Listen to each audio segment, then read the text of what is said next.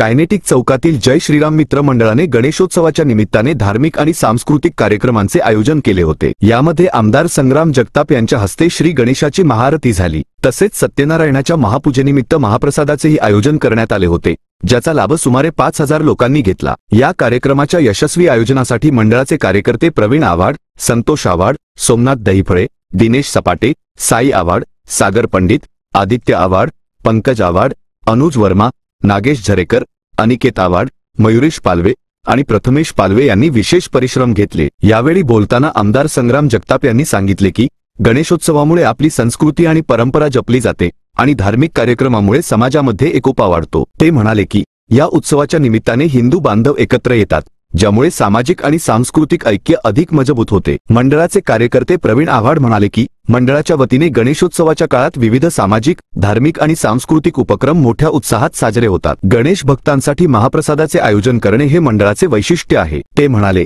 बाप्पा मोरयाच्या जयघोषाने संपूर्ण परिसर दुमदुमून जातो आणि नागरिकांमध्ये आनंदाचे वातावरण निर्माण होते। जय श्रीराम आवाज येतो का?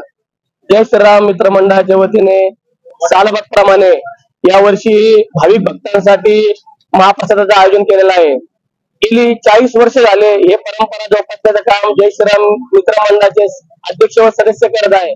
तरी मंडळाच्या वतीने आमच्या अहिल्यानगर शहराचे आमदार संग्राम जगताप यांच्या मार्गदर्शनाखाली मंडळ नेहमीप्रमाणे विविध उपक्रमांचं आयोजन करत आहे।